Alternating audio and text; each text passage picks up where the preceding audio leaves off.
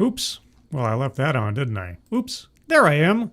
Good afternoon, everyone, and welcome to another episode of D.E.I. Deathwatch, where we chronicle the downfall and the doubling down of diversity, equity, and inclusion. I'm your host, Scribelight, who occasionally makes mistakes. Yes, it's true. Once in a blue moon, or a black moon, I make mistakes. Hope you're all doing well on this beautiful Tuesday afternoon. Yes, special day. Apologies for not doing it yesterday per the usual schedule, but I got back from my dentist appointment and I was tired and I was just like, I just want to take the day and relax after having my...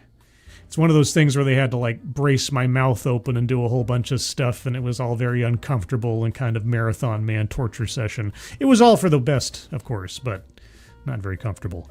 But anyway, so here we are. Rock us like a hurricane. Who's joining me on this beautiful Tuesday afternoon? Alexander, good afternoon. Angela Arriaga, hello. Snortopupus Cuber, hello. Who else is here? Corey Suzuki, hello. Blue-Eyed Scream, hello. TF Fiorix, hello. Adam Nixon, good afternoon. Hope you're doing good. Kieverdam, good afternoon, and thank you, Kieverdam, as always, for providing the link to the Leukemia Lymphoma Society donation page. Guys, that's at the top of the chat box. Please take a look at that when you have the opportunity. If you can donate, please do so. But even if you can't, if you can share that out on social media, that would be appreciated. So thank you ahead of time for that, and thank you, Kieverdam, for providing the link. Who else is here? Some Namyon Nation, hello.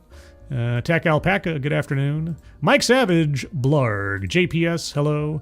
And Jill Powers. Hi, Jill Powers. Good afternoon. And anybody else I missed, anybody lurking, anybody in the future, like Moist Tree Rat. Good afternoon. And if I missed you, do let yourself be known at least once so I can hopefully say hello to you. We got a lot on our plate today. Holy cats. A lot of stuff came out in the last couple of days. And, If I end too quickly, I have found a panel discussion about the current status of DEI and the industry. So if I feel so inclined, maybe we'll watch a little bit of that. But let's get to our first story, a headline that I love. Could Trump's anti-DEI efforts change what is taught, researched at colleges and universities? I certainly hope so. I mean, if it means the end of CRT in classrooms and the end of DEI and hiring policies, then let's, fingers crossed, knock Formica. Let's find out. As the Trump administration focuses on anti-Semitism at institutions like Harvard University, in the background, professors and higher education advocates are thinking about what might come next. Okay, what might come next? Some see... How many is some? Some see the Trump administration's push against diversity, equity, and inclusion, also known as DEI, as the next frontier for controlling what should or shouldn't be taught or researched at colleges and universities. Well, the people that are thinking that way are stupid. Because it's not a matter of controlling what is taught. Here's the issue. We'll go over it again for the millionth time. The problem is, if you have programs or activities at your institutions receiving federal financial assistance that discriminate on the basis of race or color or national origin, so if you're being anti-Semitic, that kind of falls within there a little bit, then you lose federal funding. Now, the loss of this federal funding may indeed affect your research programs and all of your other programs. But that's because you decided to roll the dice and break the law. That's not an attack on the specific things you're researching, but you should not be benefiting from the taxpayer dollar if you're breaking the law. But they keep trying to conflate all of this as an attack on what's being taught in college and universities, rather than attacking the policies and the programs that are demonstrably illegal. But never mind that. Let's just keep making it a big victim narrative like, oh, he's trying to tell us what we can and can't teach. Anyway, quote, the Trump administration could come after universities the way it's coming after so-called anti-Semitism. They can say we have this executive order. The executive order defines sex as only a binary male or female, and there's no such thing as gender. Therefore, if you're teaching gender studies, you are violating the executive order of the government, said Laura Essig, professor of gender, sexuality, feminist studies at Middlebury College. No. They didn't say there's no such thing as gender. There's two genders. There's male there's female. If you're teaching gender studies, well, that's something you'll have to live down, I suppose. And really the only job you could get in gender studies is teaching it, because show me an effective career out there that really requires a gender studies degree. Well, at least now that DEI is dying in Hollywood, at least. Some conservative leaders don't believe the federal government is able to control what is taught in private institutions. Not really, but agree that the attacks on DEI will only continue. Well, good. Quote, diversity, equity, and inclusion came to mean in practice something very different from those words. Yes, the Democratic People's Republic of Korea. It became the imprimatur for an imprimatur for a system of race-based preferences, for identity-based division, for gross oversimplification and stereotyping of individuals, and became an excuse to teach some deeply ideological, deeply problematic views as uncontroversial, unquote, said Frederick Hess, senior fellow and director of education policy studies at the American Enterprise Institute, a right-leaning think tank. Well, whatever leaning it is, he's absolutely correct. The Trump administration has also signed a flurry of executive orders related to DEI. One includes calling for public and private colleges to end DEI programming in a January order, claiming that it diminishes, quote, the importance of individual merit, aptitude, hard work, and determination, unquote. Well, yes, by giving special preference to people on the basis of their race or their gender or their sexual orientation, first and foremost in opportunities, then yes. Yes, it does. Another executive order in April called for the punishment of accreditors if they require, quote, unlawful discrimination, unquote, under the guise of DEI initiatives. Okay? Again, this also comes along with, it's all in Title VI. It's been in Title VI since 1964. Trump's executive orders are effectively glorified reminders of existing federal civil rights laws. But suddenly it's like, oh my God, what is he doing? He's doing this all off the cuff. He's just making it up out of nowhere. And the Supreme Court decided on Thursday that the Trump administration can slash hundreds of millions of dollars worth of research funding in its push to cut federal DEI efforts. Well, is that research funding taxpayer money? Is it federal funding? Federal funding that is contingent upon following the law? I know, crazy idea. Yielding to political masters. College and university officials have been considering how to respond to the Trump administration's actions to make sure they are in compliance with federal law, according to Dr. Emmanuel Guillory, Senior Director of Government Relations at the American Council on Education. Well, there you go. That's all you should be doing. Are we or are we not in compliance? Do any of our programs or activities preference people on the basis of race, national origin, etc.? If they do, then we are not. And if we are not, then we risk losing all federal funding regardless of what we have it earmarked for. Oh, you're taking money away from vital research. Then stop breaking the law. The reconsideration of DEI programming is occurring across academia, but especially in states like Texas that have emphasized anti-DEI initiatives, he said. While Texas and conservative-leaning states might be scaling back their DEI programs or classes, or simply renaming them, blue states are as well. Sure they are, according to Amy Reed, senior manager for PEN America's Freedom to Learn program.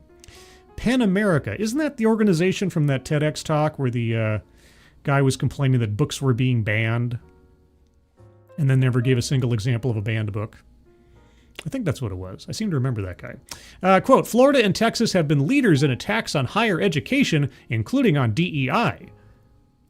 I don't think they were attacking higher education as a concept. But anyway, but what we see is the same issues playing out in states across the country, Reed said. Some faculty have already felt like their universities have begun capitulating to the Trump administration by renaming or walking back their DEI offices. Well, if they're just renaming them, then they're not actually in compliance. But capitulating to the Trump administration, it's capitulating to Trump, guys. Again, everything started with Trump. None of this stuff was in existence back as far as the 60s. No, only Trump, only now. including at Harvard University, the Massachusetts Institute of Technology, and Northeastern University.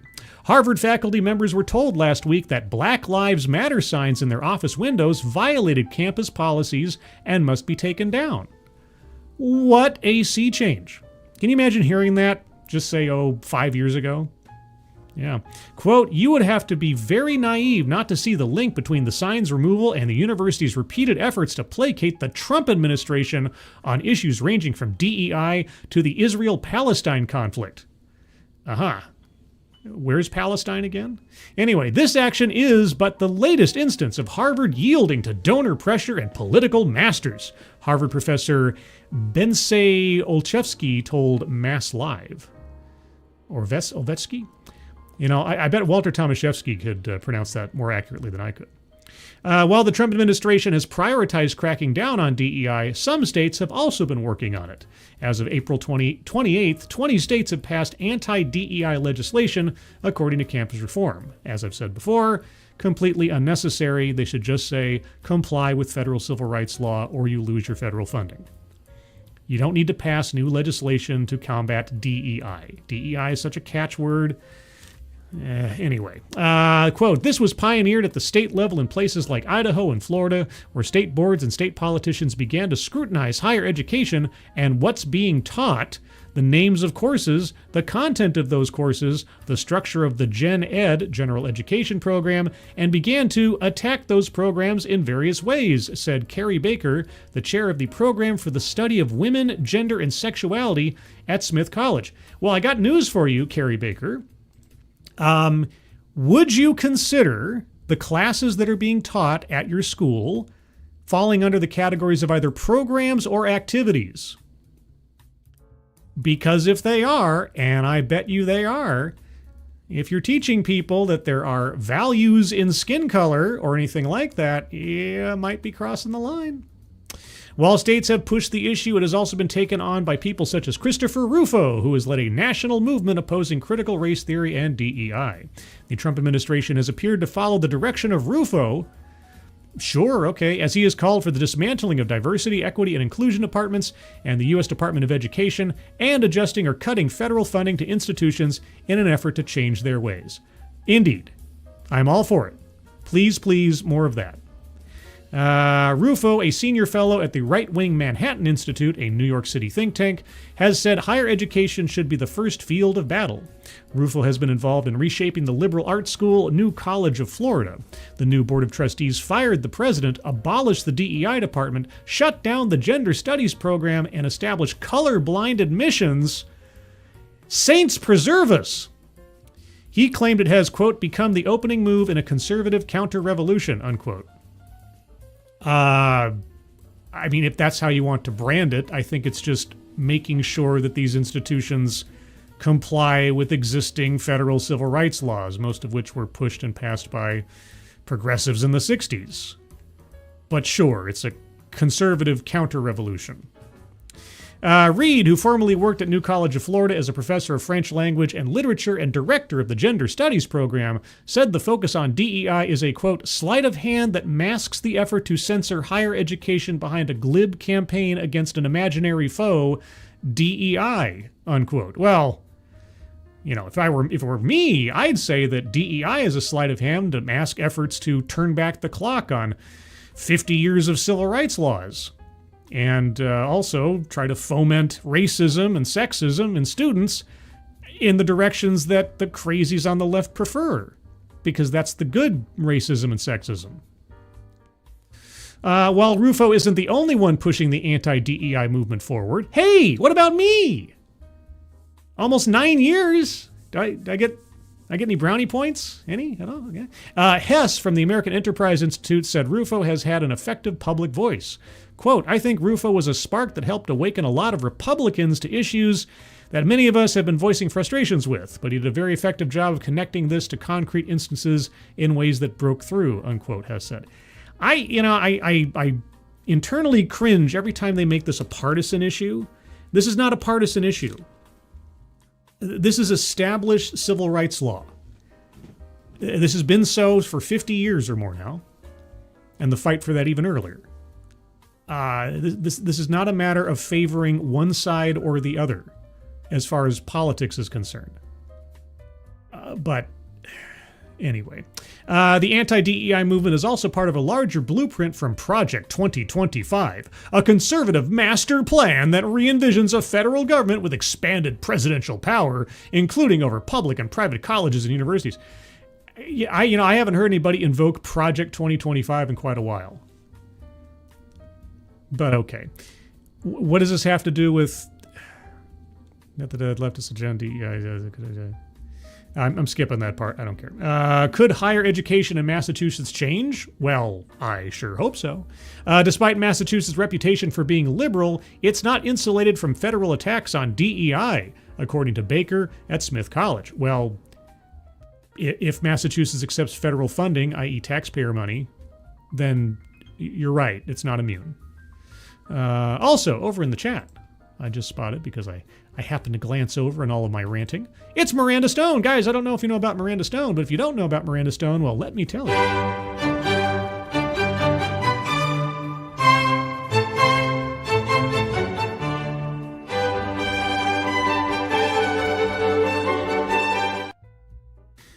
She worries that the Trump administration will threaten institutions' accreditation if they don't eliminate certain departments.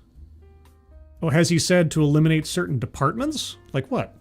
Columbia and Harvard have already had their accreditations threatened over anti-Semitism. Well, and?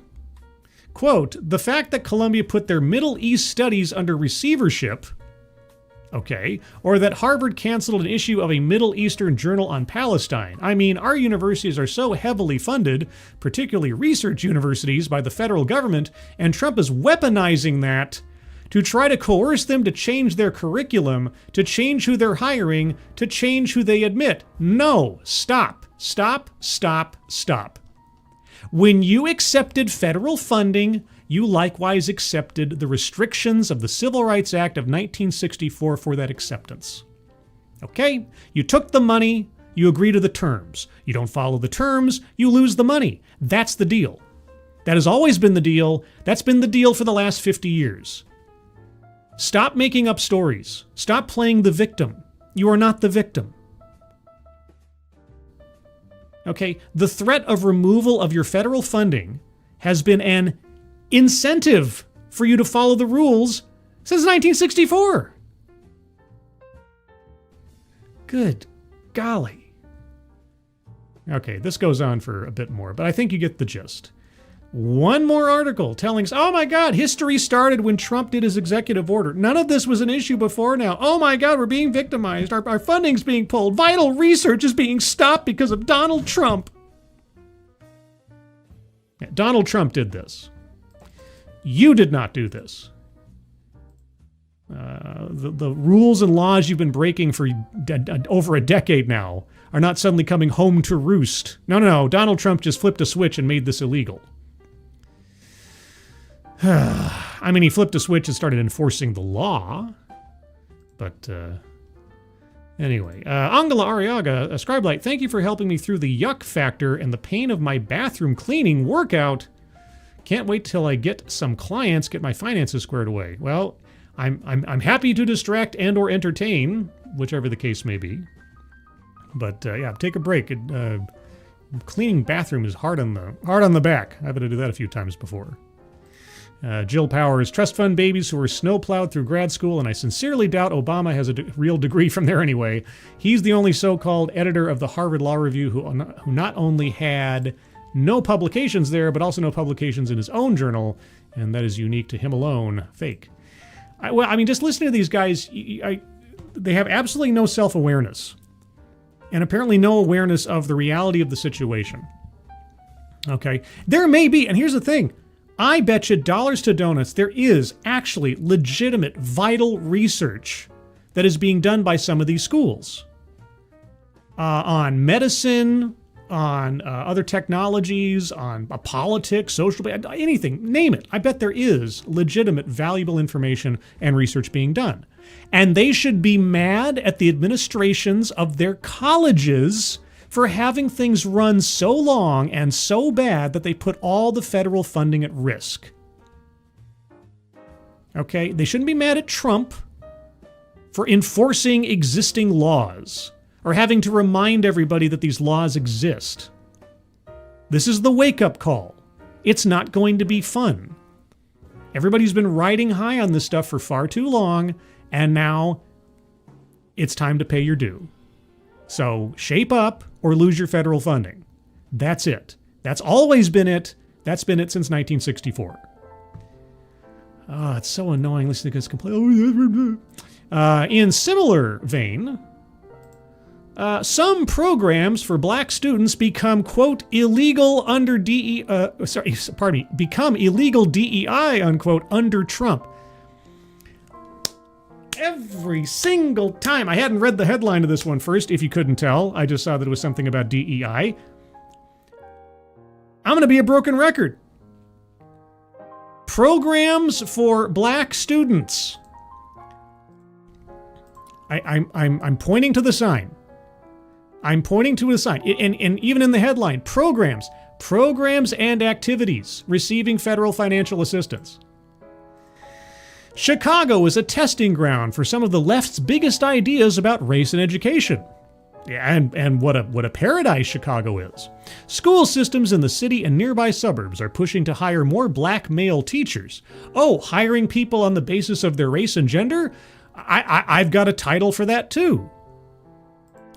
Anyway, moving on. Male black teachers, and we had a TEDx about that just this last week. Add more black history and train teachers in concepts like white privilege. Great! It's 2017 all over again. Some of those policies have a strong record of improving student learning, while others lack much track record. Really? Show me the record. No, seriously, show me the record of improving student learning on the basis of white privilege teachings and the gender and race of the teacher. I mean, if you say so, it must be true. But for the Trump administration, all of it could be against the law. Could be? Could be. I swear. What? What is that? What the fuck is that?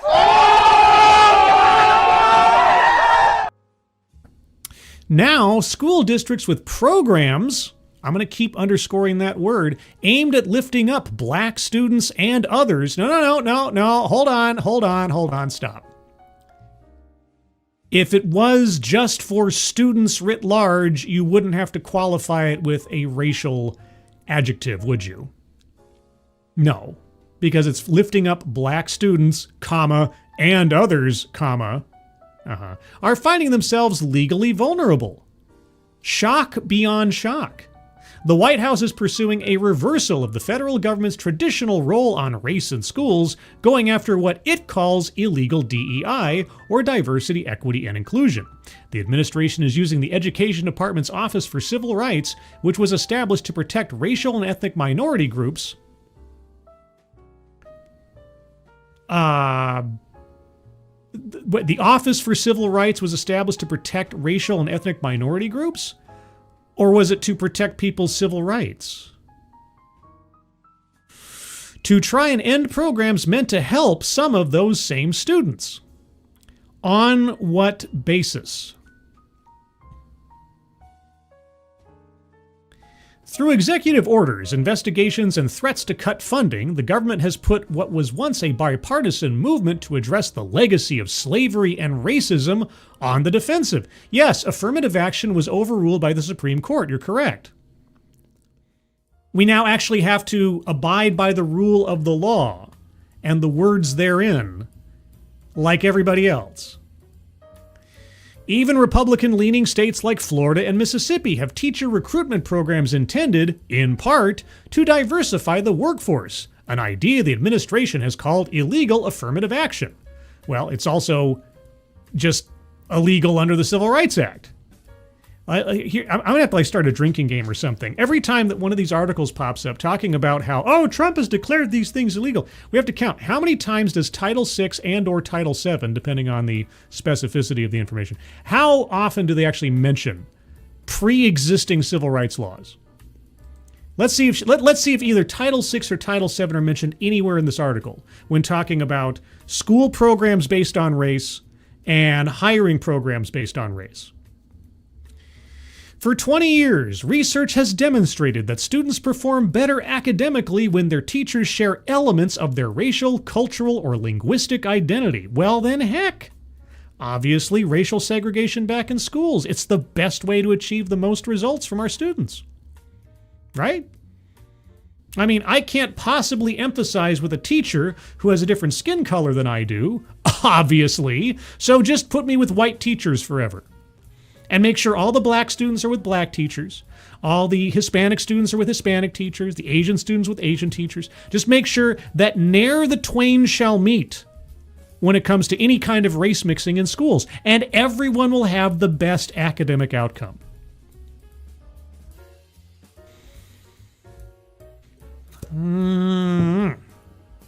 And a broad range of social scientists, policymakers, and parents have raised concerns about the lack of diverse male role models as a response to boys' struggles with academics and mental health. Well, you know, a broad range of social scientists, policymakers, and parents have raised concerns about the constant berating of boys and men over the last 20 years about toxic masculinity and how they are inherently flawed, and how feminist agendas have found their way into the media and into entertainment that have told boys and men that they are lesser. They're not meant to be heroes. They're meant to stand aside and let girls take over. But no, we can't possibly bring that up. No. It's a matter of there's not enough diverse male role models, guys. We'll take the toils and the plights of boys and men and leverage that into more DEI. Okay.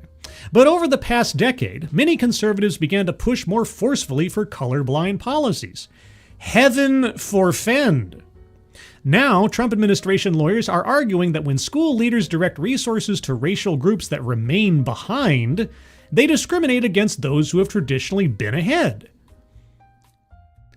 Okay, now you're turning it into like this intellectual class system. It's about being fair and not discriminating on the basis of race. So if I see someone from a particular racial demographic, I already know where they are academically. Obviously.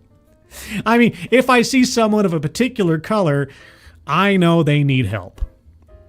Obviously, they're part of that racial group. So obviously they're academically stunted. And those that are in the other racial group, well, they're obviously brilliant.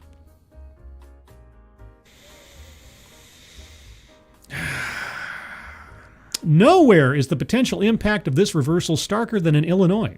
The Education Department has announced civil rights investigations into two of the state's most prominent school systems in Chicago and in the nearby college town of Evanston, accusing them of breaking the law by focusing school improvement efforts on non-white children. So discriminating against an entire demographic on the basis of their race, you mean? I know I'm rephrasing what you said in a more reasonable way. But anyway, conservatives hope the cases against the two districts will set precedents that can reach into schools and other institutions nationally. Well, they have some help. They have a little bit of backing on that already from long-established civil rights laws.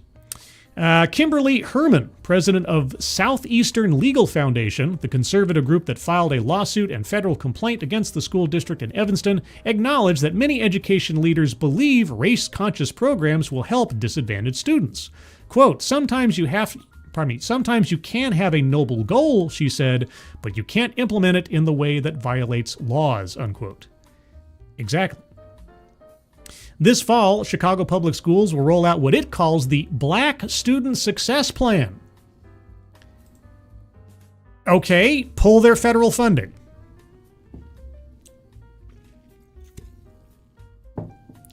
Do it. Pull it.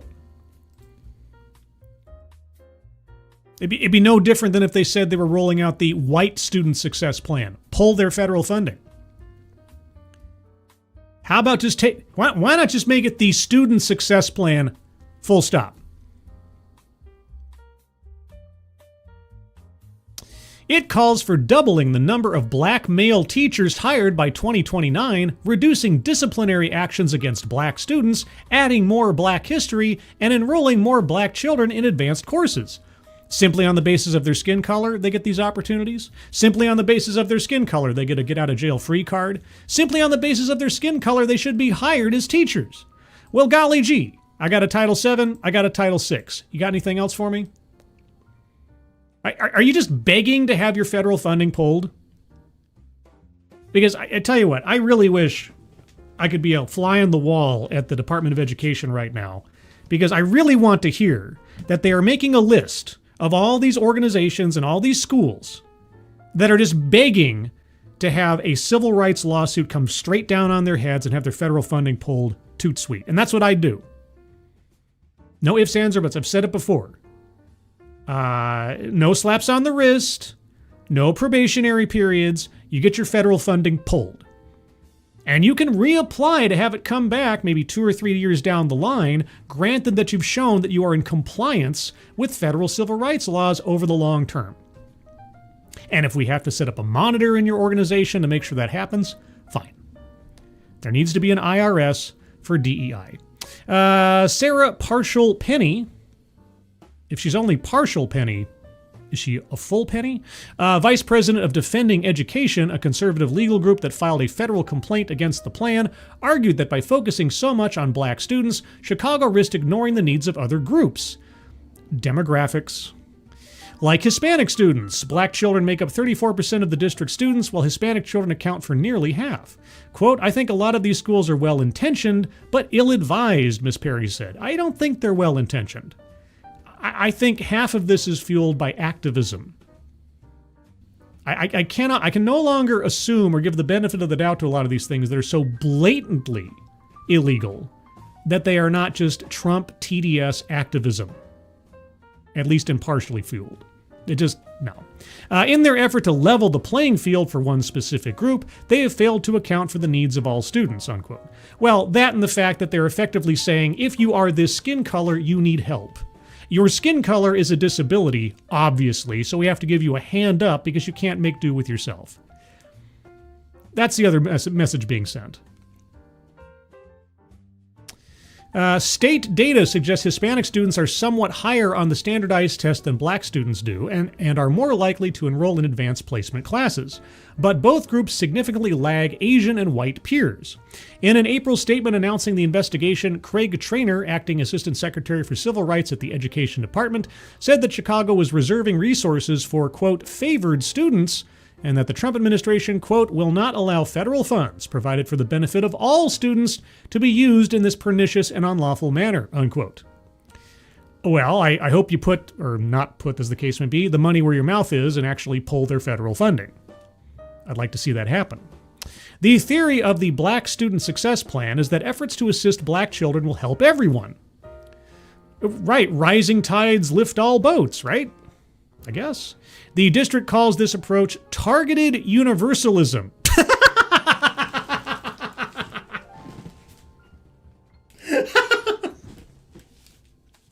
Man, okay. So, racial discrimination, targeted universalism. I believe we've heard targeted universalism before on this channel. I have a sneaking suspicion I recognize that phrase. Boy, howdy. There you go. Yeah. Racist discrimination, targeted universalism. All right, I'll try to remember that one. I'll try to remember that. The next time somebody on X calls me a racist, which has happened in the last week or so, I'll just say, no. It's targeted universalism. The district calls this approach targeted universalism, saying that, quote, ambitious goals can be achieved by all students if we prioritize those who are furthest from opportunity, unquote. Okay, if that's how you want to categorize people and have everyone think that's what they should think about certain people. Okay, it says the plan requires liberatory thinking to, quote, disrupt systemic inequity, unquote. Okay, so you're going to set aside I'm guessing millions and millions of dollars for the benefit of one racial demographic in both student programs and teacher hiring. And this is meant to, quote, disrupt systemic inequity. The lack of self-awareness is stunning. There is promising research on social studies courses that reflect students' identities, showing improvements in grades and attendance. There is? Great. What research?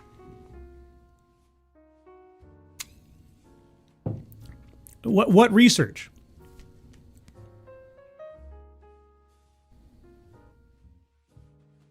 Will we get a bibliography, a footnote, citation, something? No. Okay. All right. So you're just going to say that something exists that somehow proves that this is all for the best and not actually tell us what it is. Okay. Ashley Harris, a second grade teacher in Chicago, said that without extra support, many black students in the district would flounder in schools that remain heavily segregated by race and class. Well, I was just told that students benefit from having a teacher that looks like them, so why shouldn't we segregate by race? And as far as class, I don't know. Here's a question. Where are the parents? In any of these situations, where are the parents? She has developed lessons on Jackie Robinson. Why? What about Jackie Robinson required you to develop a lesson on him? And that's not me downplaying Jackie Robinson. I'm just very curious to know what attributes of Jackie Robinson's makeup caused you to want to put him at the forefront.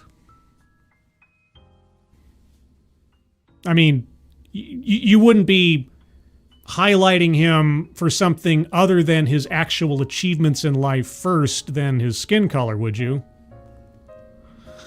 And for a time offered an after-school mentoring program for black girls. Why black girls? Why not just girls, if you have to do that at all? They discussed how to develop a positive self-identity in a world filled with negative stereotypes about black women. Okay, so you're going to try to downplay the idea that black girls harbor or have some kind of stereotype around them by segregating them off from everybody else so they can be taught special skills to avoid the stereotypes that obviously apply to them. Okay. She rejected Mr. Trump's idea that her efforts were discriminatory. Oh, you did? Okay, by portioning off your students based on race and gender into a special after-school mentoring program because obviously they need special help based on what they are to try to avoid any kind of racist stereotypes. Who's stereotyping them, might I ask?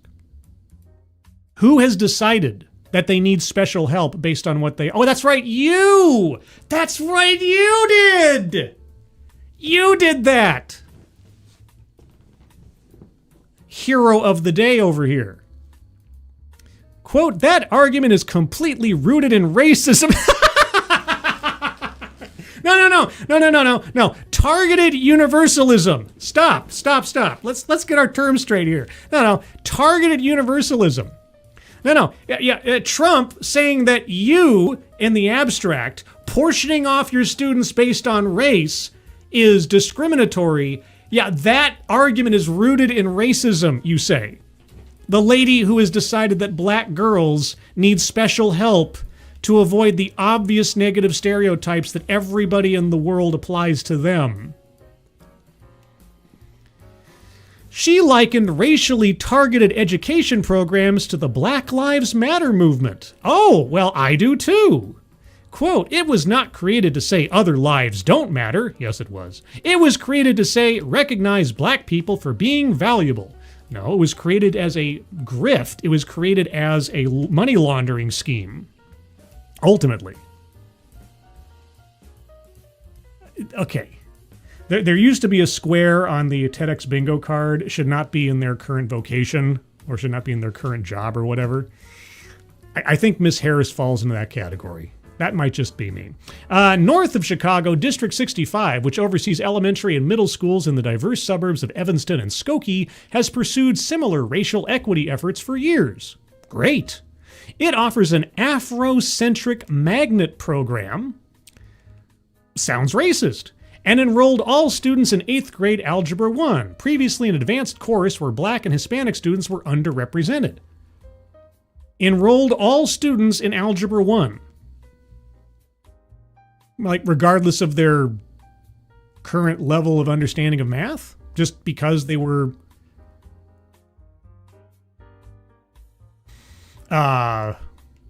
Okay, how did that turn out?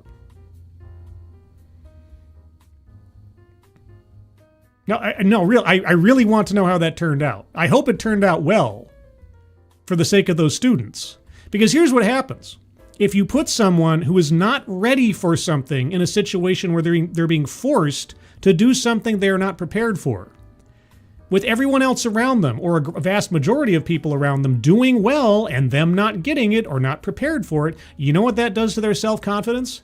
You know what that does to their possibility of wanting to get further into that subject in the future?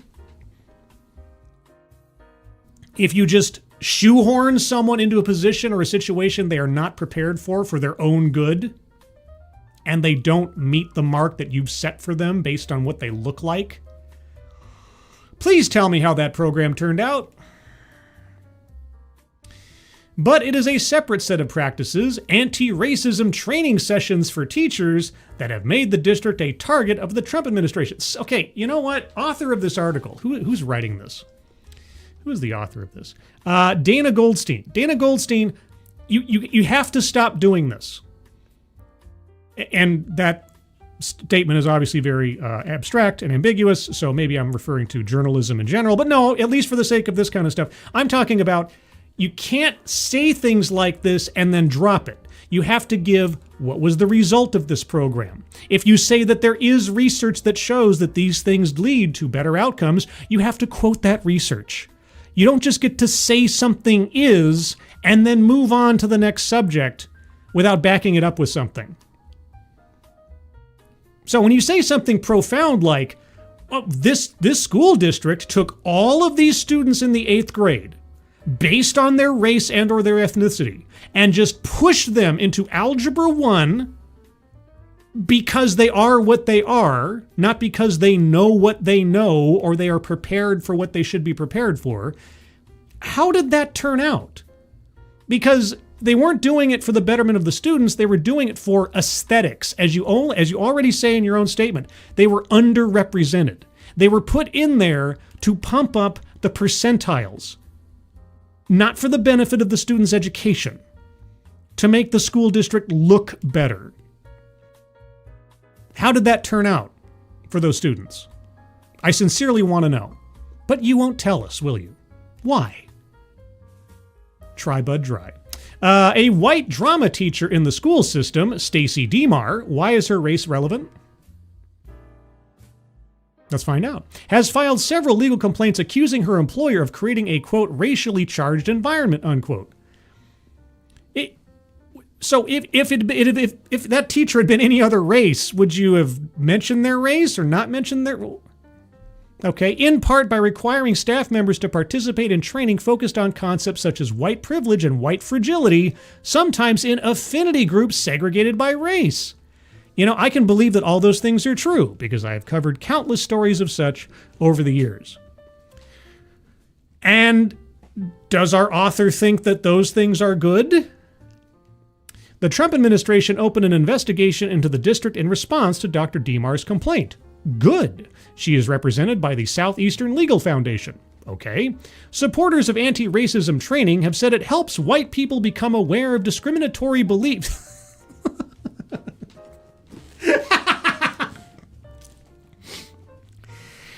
You know, because obviously white people are stupid as a rule, and so they are unaware that discrimination, racism, discriminatory beliefs exist in the first place because they're white. I mean, why would they think that they're white? So we have to teach the white people who don't know anything because they're white people about discriminatory beliefs that exist in the world, which we're not as well taking part in by saying that white people need to have special education about discriminatory beliefs, which in itself isn't a discriminatory belief.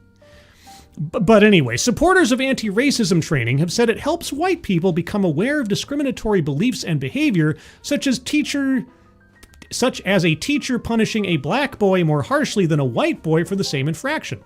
Hey, I got a question for you, author of this article. Speaking of discriminatory behaviors, why is black capitalized and white lowercased?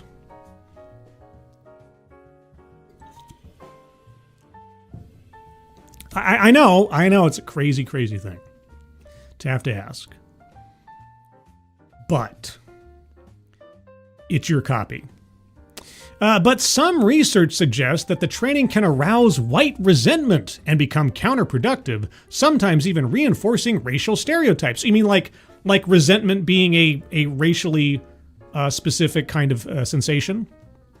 That kind of racial stereotype? White resentment. Yeah, I mean, if you corner off all the white people and you treat them like children and you tell them, either explicitly or implicitly, that they have to fight back against their inborn racism, why would anybody be resentful of such an accusation, regardless of their race? Oh, but specifically because they're white. Oh, okay.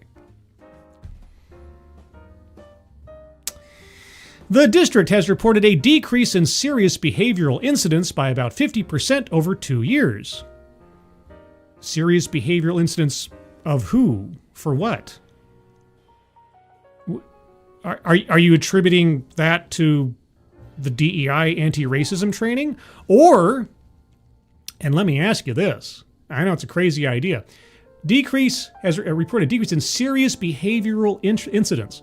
Well, when you tell us earlier in the article that there are programs in Illinois that are going to give students a pass on being disciplined based on their race in the first place, you wouldn't be then subtracting incidents that aren't actually being reported because there are people who are immune from prosecution in your school districts, would you?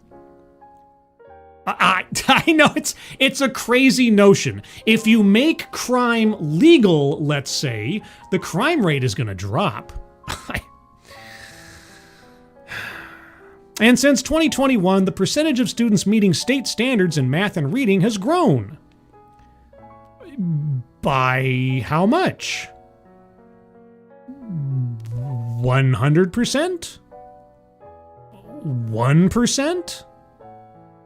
And since you're all so crazy about it being about a racial thing, can you give us the racial demographic breakdown of math improvements? No? Okay.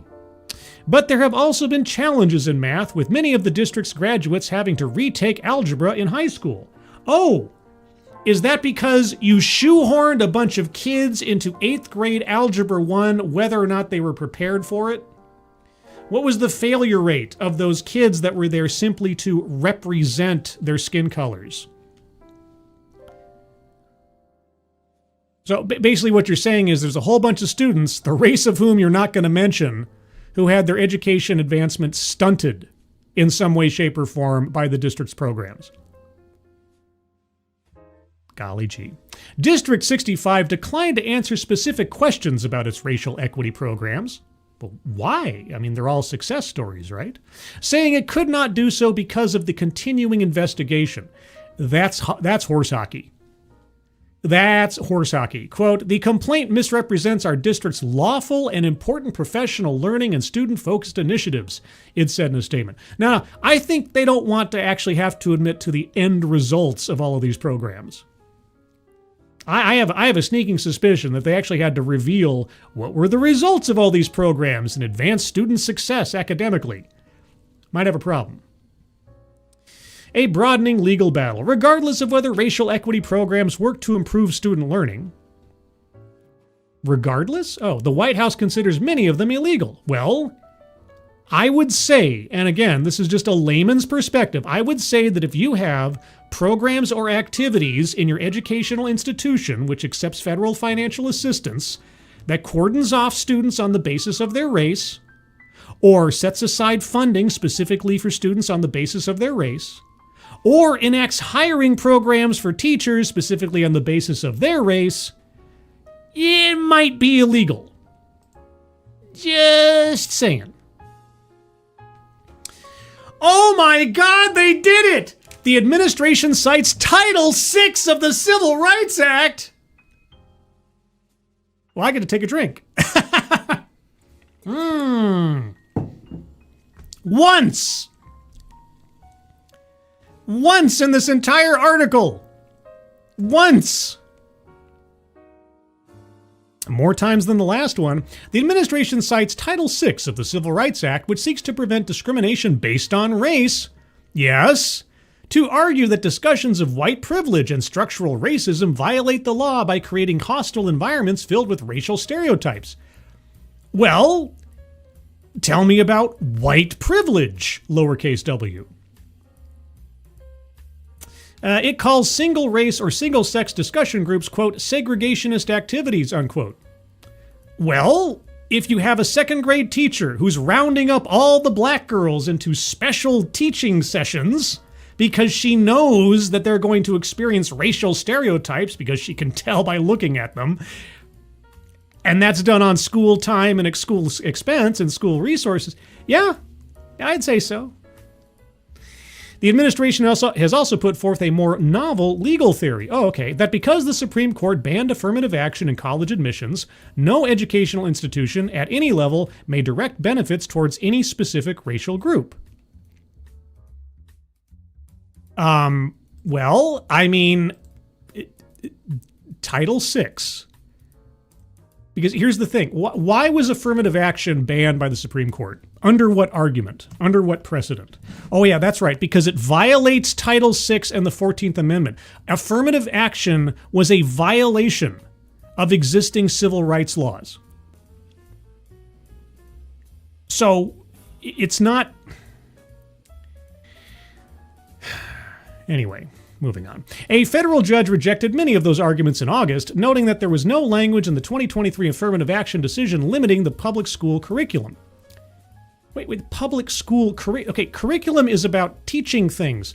May direct benefits towards any specific racial group. Okay, you need to give an example. Because direct benefits. I mean, if you're portioning off funding for a specific program that is segregated on the basis of race, yeah. But curriculum, you're right, there's nothing in the affirmative action decision that said you can't teach Huckleberry Finn in schools or something. What are you talking about? She halted one of the administration's attempts to withhold funding from schools and colleges with diversity and equity efforts, saying it violated free speech. Well, again, this comes down to the whole stupidity of pushing DEI as what you're relying on in trying to take away these federal fundings. Compliance with federal civil rights laws. That's it. If you use words like diversity, equity, inclusion, and you make it too abstract, and like I've said before, some teacher can come in and say, well, I teach a biodiversity class. How dare you tell me I can't teach science? Something like that. Yeah, all the legislatures, even the Trump administration, need to stop using the words diversity, equity, and inclusion in describing what they're going after in these institutions. The watch phrase needs to be, in compliance with federal civil rights laws. Full stop. That's it. And audit them individually. Because then you just end up with all this gobbledygook people saying, oh, I can't say the word inclusion. But the White House could appeal, and the question of whether public schools can remain race conscious, you mean racist, targeted universalist, is likely to go before the Supreme Court in the coming years. I hope it does, because every time it's gone before the Supreme Court so far, hasn't gone well for the activists. And the argument for diversity has already failed once in trying to defend affirmative action. So, best of luck. Several conservative justices have expressed an interest in taking up the subject. Good. Justin Driver, a professor of at Yale Law School and an expert on how constitutional laws apply to schools, said some districts could, quote, decide to just quietly shift what they are doing rather than mounting lawsuits, he added. Changing names. These issues are going to be in the courts for years to come. Almost done. At least one liberal school district, Los Angeles Unified, the nation's second largest, chose to recast its Black Student Achievement Plan late last year after it faced a similar civil rights complaint from Defending Education. To avoid federal action, the district withdrew the plan, but said it would pursue the same goals by directing resources towards the students who need them most, regardless of race. Wink, wink, nudge, nudge, I totally trust you. Chicago Public Schools did not respond to questions about why the system was sticking by its racially targeted approach. Well, because the place is run by activists and nut jobs and racial supremacists. That's why. Oh, sorry. But the politics of education have changed with Mr. Trump in the White House. Have they, though? Democratic Party leaders, including Mayor Brandon Johnson of Chicago, oh, there's a winner, and Governor J.B. Pritzker of Illinois have reveled in confrontation with the president. Well, sure. They've got nothing to lose. Quote, the Trump administration has looked for any excuse to target Democratic-run cities across the country, and particularly cities run by black mayors, said Mr. Johnson, who has indicated the city would consider legal action if the federal government withheld education funding. Quote, there is nothing illegal about providing targeted support for black students. Conceivably, there is. It all comes down to the details, of course, but good golly, Miss Molly. Advocates Diabli, Scribelite isn't saying we're going to double the number of black teachers by 2029 and definitionally a quota. I would say yes. Yes, that is a quota. That is a quota on a timeline. That is illegal. That is a Title VII violation for sure. Let's see. Assassin of the Gray, look what the Army was forced to do with Ranger School. I don't know. What happened with Ranger School? Were they forced to let elves into Ranger School? I mean, you can't be an elven ranger, right? I think. It's been a while. It's getting a little stuffy in here. Need to open up the door for some circulation. Holy cats. It is warm out there today, guys. Holy cow. Need some crosswind here. I'd usually have my AC unit on, but then you wouldn't be able to hear me. But you know who we can hear from? A red state mayor. Guys, a red state mayor has done a guest essay for the New York Times. And he has something important to tell us. I'm a red state mayor. Diversity is not reverse bigotry. You know what, Mr. Red State Mayor? You're correct. You're correct. Diversity is not reverse bigotry. First off, this has nothing to do with bigotry. You see, Mr. Red State Mayor, you're not doing yourself any favors by using the wrong words to describe things. Bigotry is the hatred of someone based on their ideas or opinions. It is not, as is constantly confused, a synonym for racism. So you are literally correct. Diversity, in the context of DEI, is not reverse bigotry. And secondly, you're also correct in that it's not reverse anything. Diversity is just discrimination. It's not reverse discrimination. It's just discrimination. I can see why this is a guest essay. Here we go. This is by David Holt. Mr. Holt is the mayor of Oklahoma City, the president of the United States Conference of Mayors, and a member of the Osage Nation. All right. One of the things that make America great is our collective resolve that every American should have an equal opportunity to succeed. Yes. We have never fully achieved this. Well, opportunity is not guarantee. But the Constitution gives us the tools to try, and we have used them. As a result, the arc of American history has bent towards greater equality for 249 years, passing through the Civil War, women's suffrage, the Civil Rights Movement, Obergefell v. Hodges, and other milestones. Admittedly, I am not a legal scholar. I do not recognize that case. So I'll assume it's something good. Of course, that progress is occasionally met with resistance. Oklahoma City, a purple city in a red state where I serve as mayor, has witnessed Ku Klux Klan activities as well as successful sit-in movements. Wow, you know who started the Ku Klux Klan?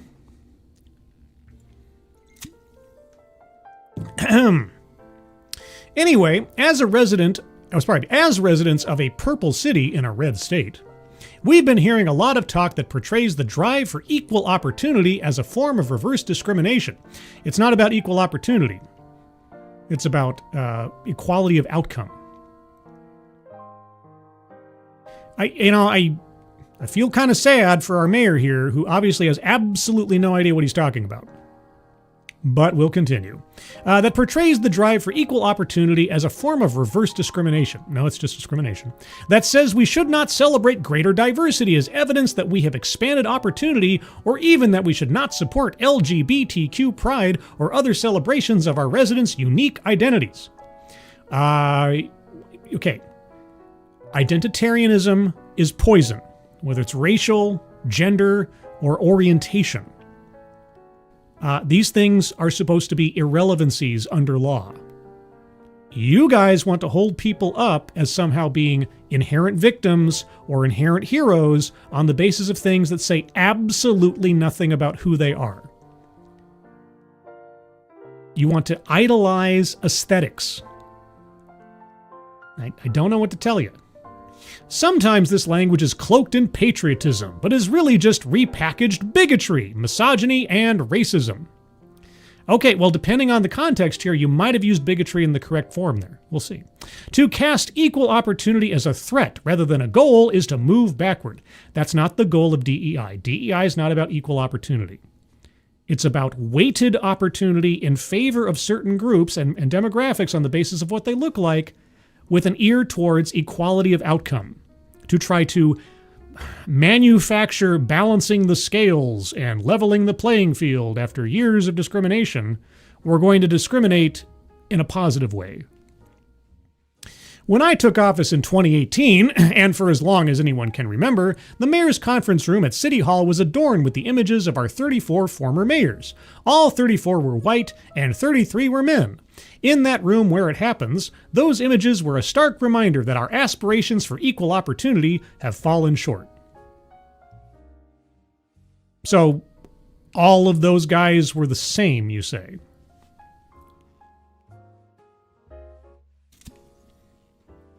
You see, you just did it again. You just did it again. You were valuing aesthetics over giving any credence to individual character. So, in order to solve for that problem, really all you need to do is make sure that mayors are chosen first and foremost on their skin color, correct? You need to balance the scales. Too many white people. Those mayors were also overwhelmingly representative of how our political power in Oklahoma City has historically emanated from the more affluent Northwest quadrant, where I grew up and live. And now you're mayor. So maybe it has something more to do with class than it does with race. Right? I'm a lifelong Republican who believes in meritocracy. Do you? But meritocracy cannot be exclusionary.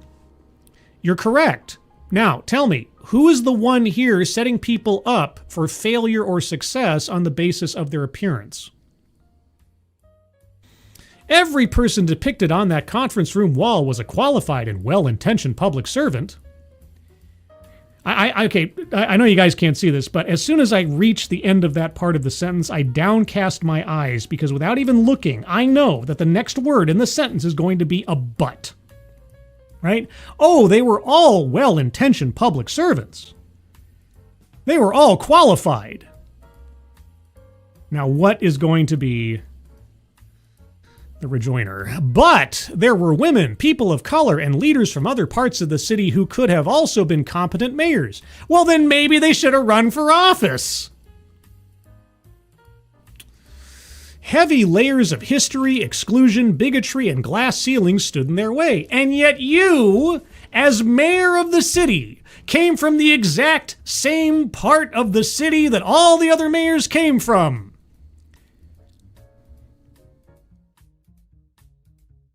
It just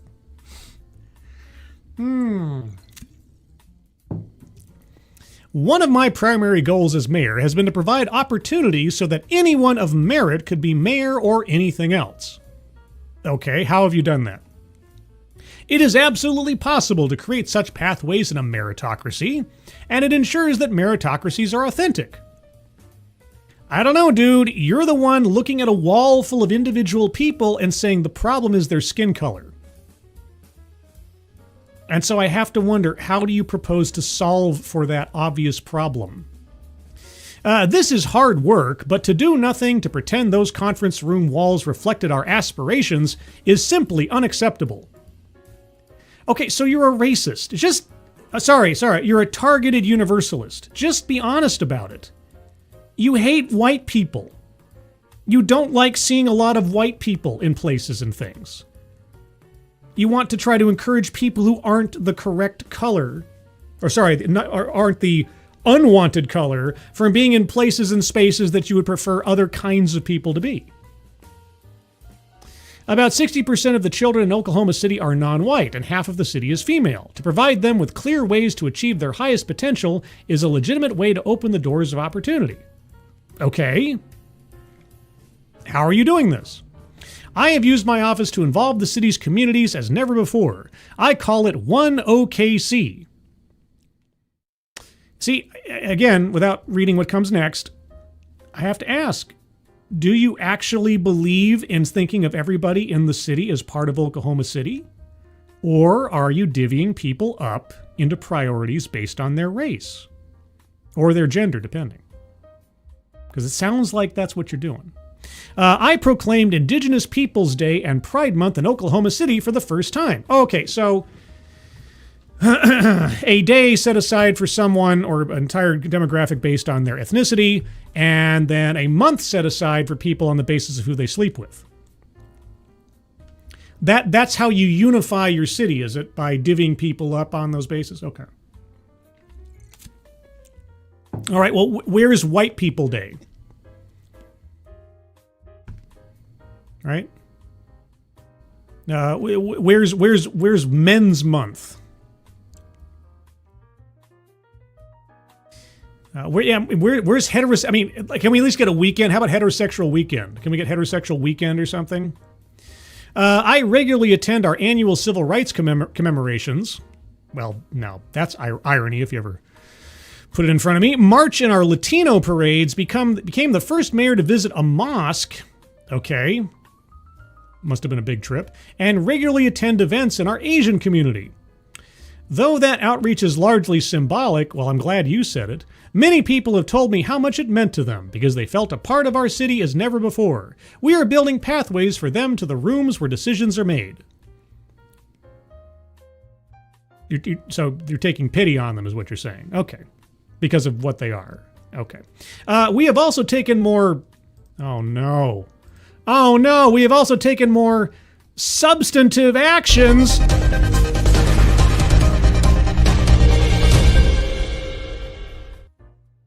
Now, see, that wasn't me saying it that time. That was him. We have recreated our Human Rights Commission, oh yeah, which was dissolved in the 1990s because it took a stand in favor of protections for the LGBTQ community. When I took office, the volunteer appointees on nearly 60 oversight and advisory boards were roughly 90% white and 79% male. And how did you solve for this problem of meritocracy? Mayors often appoint people they know. And after we broaden the outreach of the office, the perspectives of those appointed have also broadened. The perspectives. Oh, so all white men share the same perspective. You associate perspective and ways of thinking with skin color and or gender, do you? Okay. The positions now held by people of color have tripled, and the seats held by women have doubled. I have appointed women to chair 9 of the 10 boards we have created since 2018. You know what I'm not seeing there? Names. Who cares who they are as long as they look the part? 9 out of 10 boards were chaired by women that you appointed? Wow, sounds kind of sexist. Why isn't it 5 out of 5? Or 5 out of 10, pardon me. 5 men, 5 women. Are you seeking equality? Or are you being a sexist? Broader perspectives yield more inclusive outcomes. Do they, though? We are now investing in all quadrants of the city and in initiatives that support residents at all socioeconomic levels. Okay, well now, that I don't have an argument with. Because if you were trying to level the playing field for people in your city on the basis of class, okay, but that's not what you're doing. You're putting primacy on race and gender. And I have to ask, I know. Does the city of Oklahoma, in any way, shape, or form, benefit from federal financial assistance? I don't know why I'm asking that question. Also, in any of these activities you've been doing, are you employing people on this same philosophy? I don't know why I'm asking that either. But anyway. We are building a civil rights center to better tell our city's journey. I can't wait till they get to the chapter on this year. These efforts have been validated by our residents, whose demographics and political breakdown largely reflect the nation as a whole. Really? Okay. My electoral coalition included a broad spectrum of the city, partly because we do not have partisan primary elections. Voters consider candidates of all parties and positions, and if no one receives a majority, the top 2 vote-getters compete in a runoff. Elected officials have to operate in the best tradition of American democracy, building a coalition of Republicans, Democrats, and Independents. And then I get a pop-up over here. No, go away. Pop-ups, go away. I was elected in 2018 with 78% of the vote and re-elected in 2022 with a 40-point lead overall and a 46-point margin over an opponent who ran with the slogan of, quote, "It's time to take our city back." From whom, many of us wondered. I don't know. Are you just bragging now? On the day I took office in 2018, we respectfully relocated those pictures of the former mayors.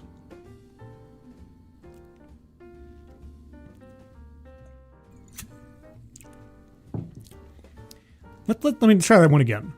On the day I took office in 2018, we respectfully relocated those pictures of the former mayors. That doesn't sound like respect for me. To me, that sounds like insult. In their place now hang 20 images of Oklahoma City kids. By gender and ethnicity, they are demographically representative of the kids of Oklahoma City. Okay, dude, you're an identitarian. That's the long and the short of this entire essay. Your version of diversity is bigotry. I'll use your own terminology. You are weighing someone's value, first and foremost, on their race and their gender. You are saying that anybody who is in the incorrect racial or gender demographic needs to be treated lesser than others in different racial or gender demographics. You give preference to people on the basis of surface-level attributes. You see some people as inherent victims and other people as inherent villains, or as unknowing contributors to a villainous system, based on what they look like. You're not revolutionary. Well, unless we talk about certain historical revolutions of similar kind of thinking. You're not helping anybody by this. and you're only contributing to divisions. You may see yourself as the hero, but you're not. Well, I'm glad I don't live in Oklahoma City. Good gravy. Advocates Diabli, they respectfully put them in a box in storage. Yeah, I wonder where they relocated them to. The round file? Over Target Media, Trump is cleaning up the garbage, you're welcome. Well, he's reminding people that there are laws on the books. And some of the ways in which he's gone about doing that, I haven't agreed with because I think it gets too nitpicky and it allows people to be just petulant about it and find loopholes in the law. But I'm at least glad that finally somebody is reminding people that there are civil rights laws. I just want to see more enforcement. I don't want to see so much dithering over it. I want to see colleges and universities funding pulled if they have these programs. I want to see cities and municipalities have their federal funding put under serious threat, and it has been in several instances, to make them change their ways. I want people to be reminded what people gave their lives and put their lives on the line for in the 60s to bring about the Civil Rights Act and why it's there. We need to stop dividing people up on the basis of race. And people who champion that way of thinking need to be reminded about what that looked like back in the day when people championed people on the basis of their race. What do we call that? What was it called back then? What should it still be called today? Anyway. Moving on, let's go to Hollywood. There's bigger, better things in Hollywood. I know this is kind of stepping on the toes of Midnight's Edge in the morning, but I wasn't there yesterday because of my dentist appointment, so I'm going to do a little crossover here. We like crossovers, right? You know, different superheroes and stuff. Okay, well, here's a Deadline Hollywood story. Daniel Dae Kim calls out the chilling effect on free speech and DEI in Hollywood. Quote, the idea of inclusion is not something that's a political trend, unquote. Inclusion as defined in the modern terms? Yes, it is. Inclusion means the lowering of standards in order to increase the aesthetic of diversity. But moving on. Daniel Dae Kim called out the chilling effect on free speech. Okay, where's the free speech part? And diversity, equity, and inclusion initiatives in Hollywood. Okay. In an Associated Press interview conducted in Seoul, South Korea, the Tony nominee was asked if he worried about backlash against DEI efforts in the entertainment industry. I hope so. Quote, we're already seeing it, the Butterfly actor and executive producer said. Quote, if you look at what happened with Paramount and CBS News, we're seeing a chilling effect on free speech and journalism and DEI. DEI is a bad word these days, but to me, DEI is not a fad. The idea of inclusion is not something that's a political trend. It's my life. It's what I've lived every decade I've been in this business, unquote. Well, at the risk of, being too nitpicky, I believe Daniel Dae Kim believes what he's saying. That his definition of inclusion might actually align with the dictionary definition of inclusion, because that's what DEI relies upon. It relies upon the dictionary definition of these words to obfuscate the actual intent and purposes of DEI. All right. So I believe that he means well. I believe that he has been taken in by the rhetoric. So he doesn't understand that he's promoting something that lowers standards in order to increase an aesthetic representation when he says that he's for inclusion. Kim is referring to the $16 million settlement reached between Paramount and President Donald Trump over a contested 60 Minutes interview with former Vice President Kamala Harris, which the GOP leader had claimed was fraudulently edited. At the time of the $20 billion lawsuit filing, the media conglomerate deemed the move meritless, unquote. What does this have to do with DEI? That story has absolutely nothing to do with DEI. Except by extension, Kamala Harris, who was a DEI hire. Okay. That's apparently the end of the story. Just as a point of reference, let's all remind ourselves about what Paramount had been doing for years. Here's a section of one of their diversity reports, and I'm reading the highlighted portion. Diverse representation within Paramount's advertising early careers has improved since the implementation of the Sales Associate Program. Within the 2024 cohorts, over 70% identify as BIPOC and 63% identify as female. We established this program in response to the growing need for advertising and marketing professionals to reflect the marketplace and the diversity of consumers. We created a program to hire people on the basis of their race and or their gender. So when it comes to DEI, yeah, Paramount. Yeah, they rolled back their DEI initiatives because they were demonstrably illegal. And we're probably trying to avoid any more legal entanglements after they'd already tussled with Trump over something. So, yeah, no, like I say, benefit of the doubt to Daniel Day Kim. When he says inclusion, I believe he actually means true inclusion. That he's not talking about lowering standards. Unfortunately, he's been taken in by the wordplay. So, just like a lot of people. There are a lot of well-meaning people out there who actually think that DEI means what those words say in the dictionary. Same thing with Black Lives Matter. It's probably the same people who really believe that DPRK really means Democratic People's Republic of Korea, which is saying something since he was in Seoul, South Korea, and maybe he should understand that words don't necessarily mean what they are purported to mean sometimes. Anyway, I got 2 more stories. I know, this is a long day. Boy, oh boy. I got 2 more stories, guys. But before I get to those, let me get back over to the chat real quick. Advocat has Paramount and CBS News issues had nothing to do with free speech. Yeah, right. Had nothing to do with free speech, had nothing to do with DEI. It had everything to do with manipulation of media for the benefit of one political party over the other. So that's not free speech in that sense. No, he does not mean well. I do not know the man. I cannot read his mind. And unless or until I see something more demonstrable, I'm going to assume that he means what he says in the literal sense. Was that supposed to be an article? I mean, as far as Deadline Hollywood is concerned, that's an article, I guess. I mean, just don't get me started on like Variety or something. We'll be here all day. But anyway, moving on. Let's go to Indiana. We're going all over the place today. Hollywood, Indiana, Illinois.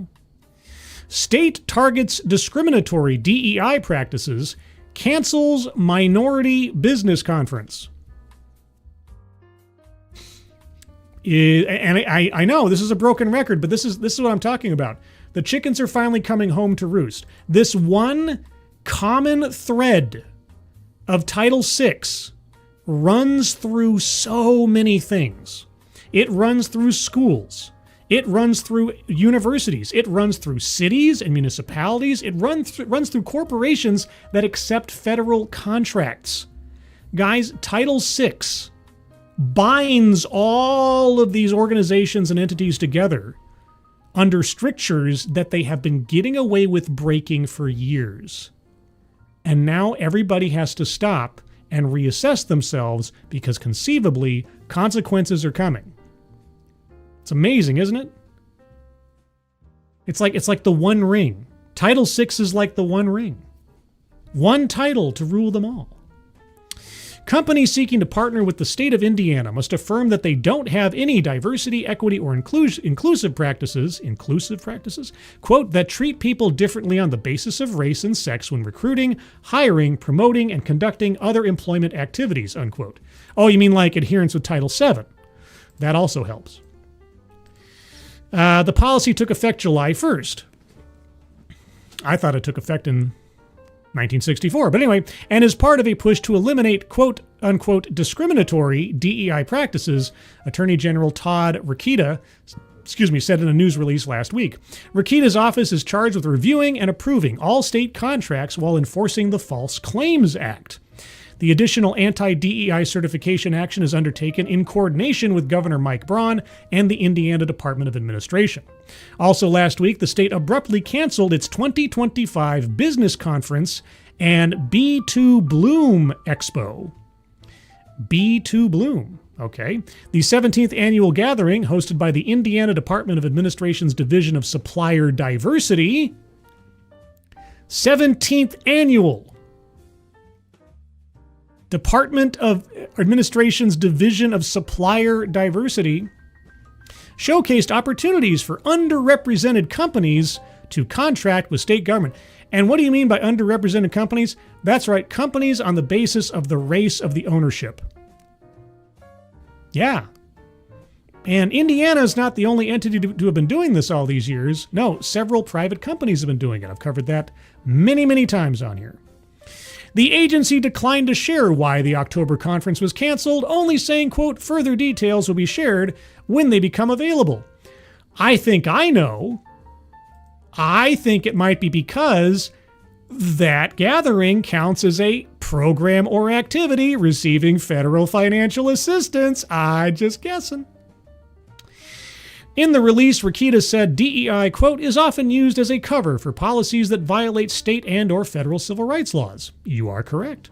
Quote, no one gets a free pass for unlawful discrimination just because they claim to have good intentions, Rokita said.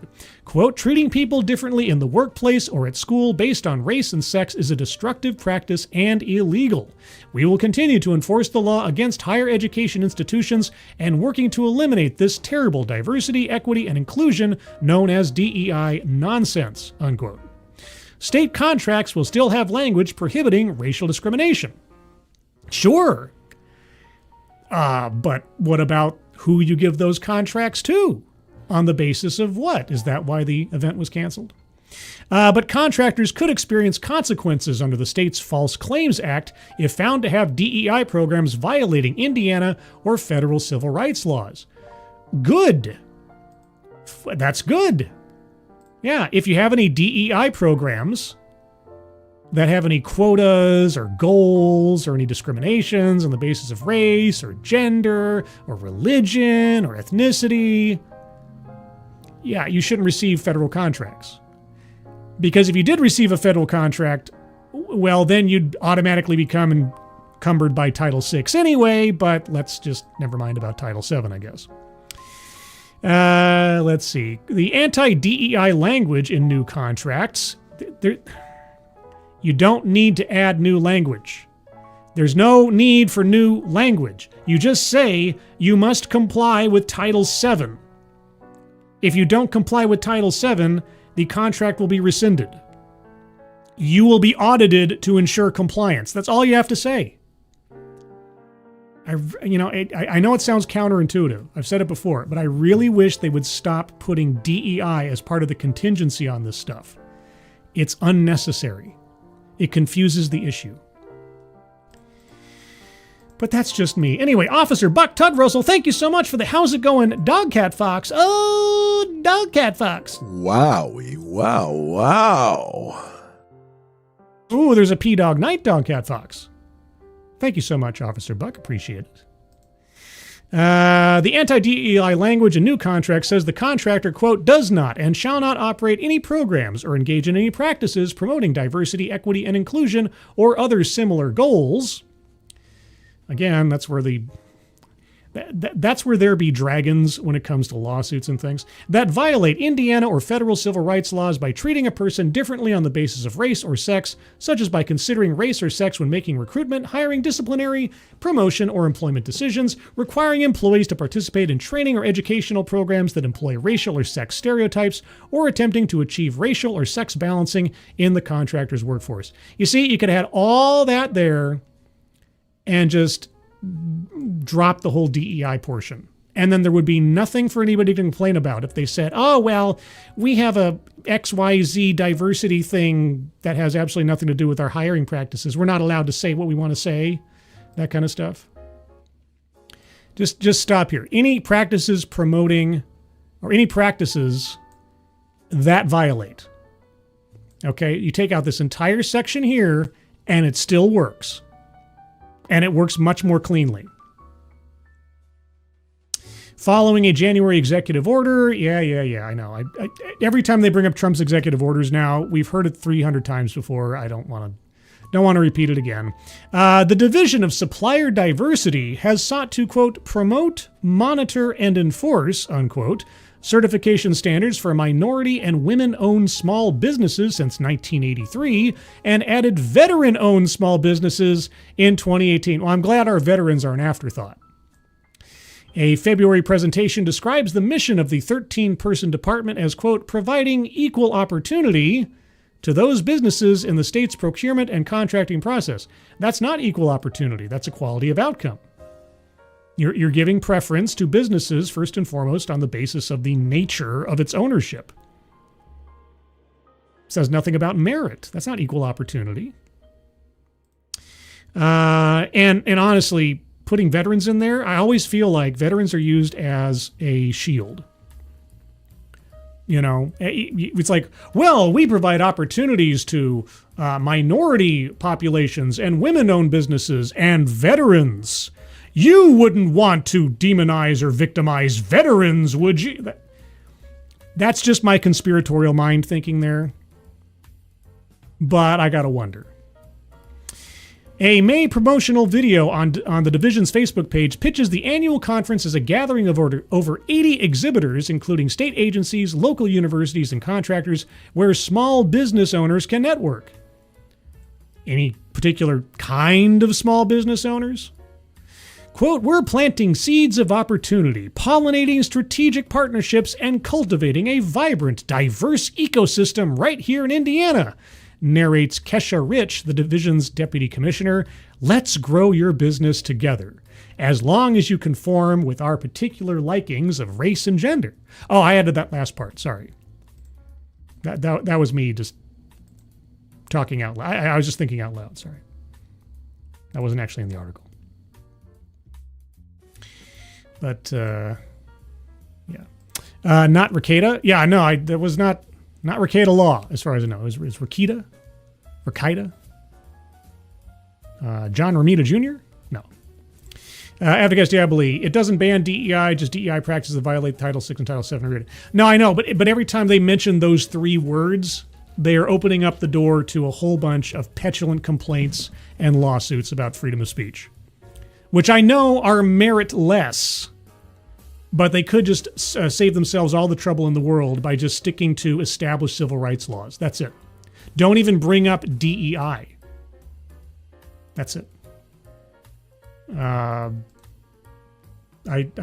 just wish they'd get away from using those three words because, again, the activists lean on the dictionary definitions or even the utterance of those words as somehow being illegal, which they're not, but they can try to, transmogrify these executive orders and these legislations into saying such, and then complain about it, and then gum up the works. And then act like they're being victimized or something for their ability to say what they want to say or something, which is just nonsense.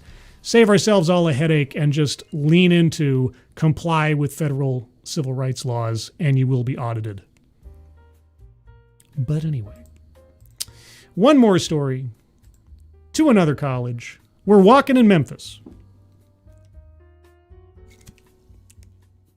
You like walking in Memphis? U of M announces end of DEI programs, shutters Multicultural Affairs Office. Now, when a school announces the end of DEI programs, of course, my first question is, ends it or just renames it? They closed the doors on the Multicultural Affairs Office, but did they open doors elsewhere? Let's find out. Memphis, Tennessee. This week, the University of Memphis announced sweeping changes to comply with a state law banning diversity, equity, and inclusion, better known as DEI.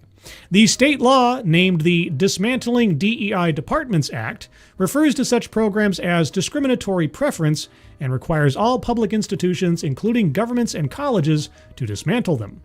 One of the first and biggest parts of the U of M's anti-DEI measures was shutting down the Office of Multicultural Affairs. The closure came less than 24 hours after a college-wide email sent out by University President Bill Hardgrave Thursday afternoon. Quote, "I feel disappointed and sad. I spent all my 4 years here," unquote. Cortland Robinson, a U of M senior, said of the closure, quote, "This was my place to go every day after class. Every day. Every day." Okay. So? By Friday, employees were closing down the office. It aimed to help students from all kinds of diverse backgrounds, including many first-generation students, on their college journey. It also organized a slew of public on-campus events. Like what? Quote, "I wanted to come see my favorite people, the people that work in that office," Robinson said. "I come see them all the time about my issues. They help me. I walked in there and I saw them packing up," unquote. When Fox 13 first learned of the anti-DEI measures, the Multicultural Office was its first call. An employee confirmed its closure. Why? What was the Multicultural Office doing that fell within the category of DEI? While a news crew was on its way to the campus, the office's website went offline. Upon arrival, employees were seen hugging each other and packing up boxes while students watched. The office was a popular hangout spot for students, and over the years, the workers there grew into close friends and mentors to many. Quote, "It really made me feel sad and upset," Kamaya Clark, a U of M junior, said. Quote, "I'm sorry, this is really just making me emotional," unquote. Oh my gosh. I'm sure you'll survive. According to demographic data published by the University of Memphis for its fall 2024 semester, 37% of its students were white and 34% were black. Okay. Compare that to census data for the city of Memphis in 2020, which reported 25% of residents were white and 61% were black. Okay, I've compared them in my head. What am I supposed to do with that information? Students said programs like the Multicultural Affairs Office help close the racial gap by connecting black students with resources to improve their college experience. Okay, well, there's your problem right there.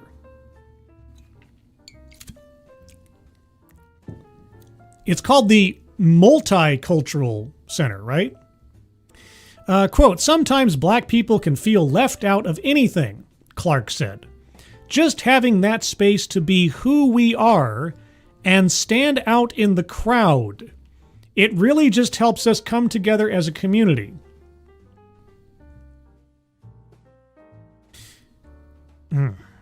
So you have a college campus whose racial demographics, at least for white and black students, are practically equal and within the margin of error statistically. But you really want to stand out in the crowd by going to a place that is seemingly exclusively for people of your same racial demographic. Okay, getting rid of the office is just part of ending DEI on the U of M campus. According to Hardgrave, it is one of several programs that will be cut. In addition, references to diversity, equity, and inclusion will be scrubbed from the university's website and publications.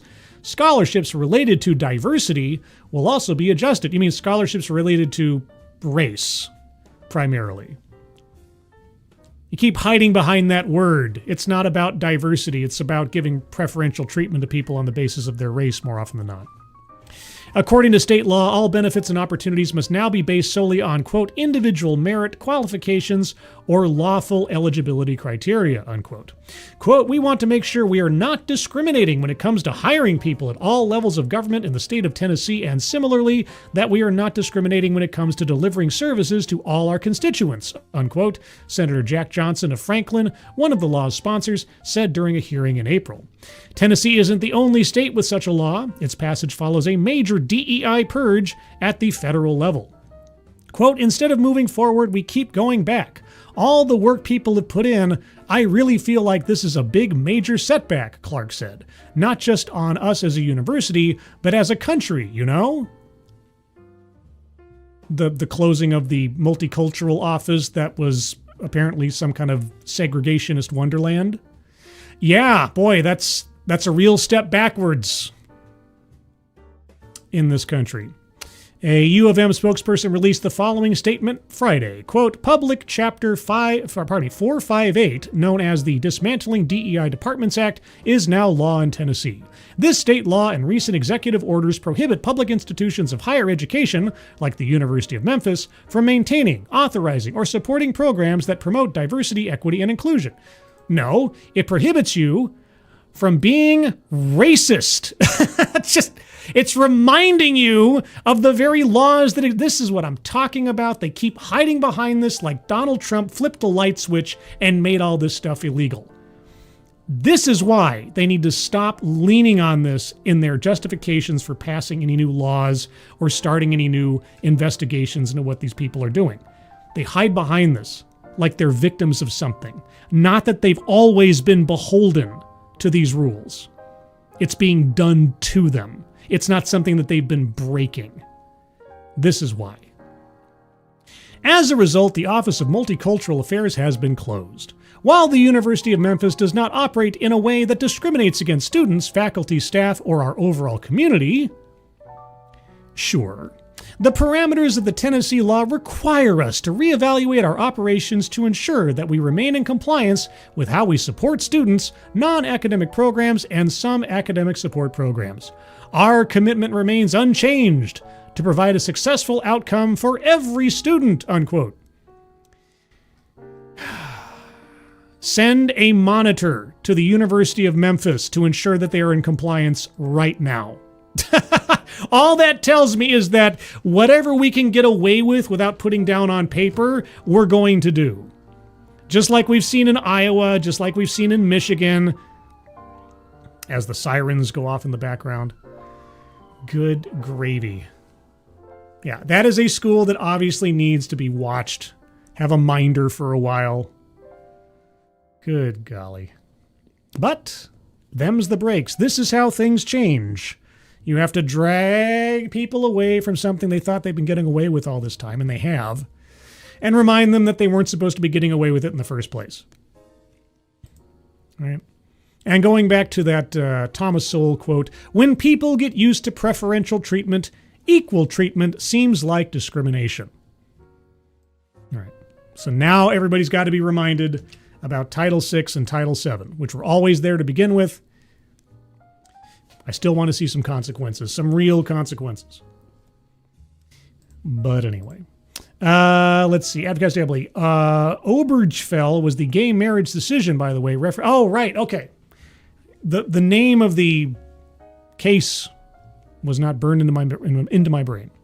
I see. Okay. Well, that makes more sense then. I assumed it was something in that frame as he was talking about it in context, but thank you for that.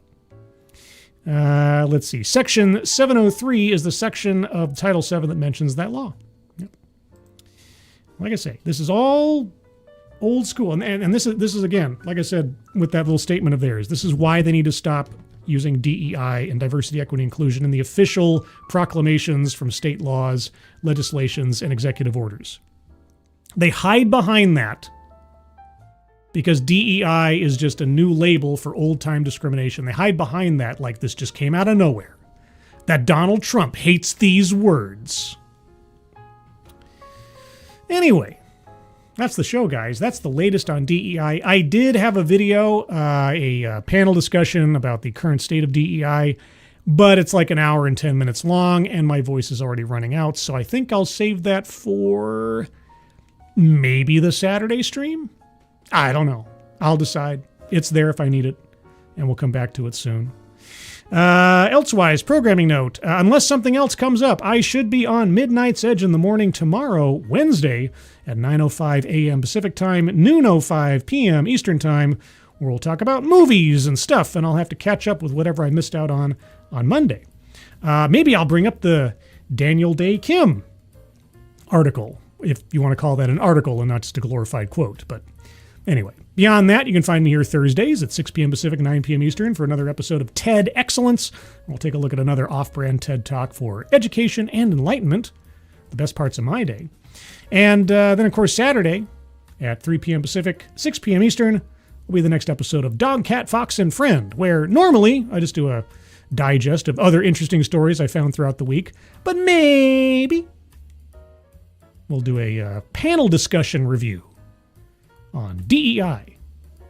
As I try to keep D.E.I. in its own place on one day of the week, because I don't want to overwhelm with other things. I'll do some variety stuff, but who knows? I might change my mind. Also, if you didn't know, I have a Discord server. Would you like to join the Discord server? There's a link to the Discord server in the chat right now. Just click on that link. You'll find yourself on the landing channel called Say Hello. And in addition to saying hello, you just have to say the secret word. The secret word will tell me that you're not a bot, actually watch the stream, and have thus earned the right, the privilege, the entitlement to join the Discord server. And today's secret word is targeted universalism. Just say hello, targeted universalism, and I'll know that you watched the show. Outside of that, if you haven't already, please do leave a like and or a comment. Always appreciate that for the sake of the algorithm. And with that, everybody, hope you enjoy the rest of your Tuesday. Moderators, thank you for keeping an eye on things, even though everyone here is so well behaved. You have very, very little to do. Everybody who donated either to myself or to the donation link at the top of the chat box for the Leukemia and Lymphoma Society, guys, thank you so much for your generosity. Really appreciate that. Otherwise, everyone, have a good rest of your Tuesday, Wednesday ahead of you, rest of the week. For those of you that have next Monday off for the holiday, enjoy it. For those of you that don't, I hope your workday upcoming is a quiet one. And otherwise, everyone, I hope you're all safe and well. If you're not well, please get well soon. And I'll see you on the next one. Take care. Bye-bye.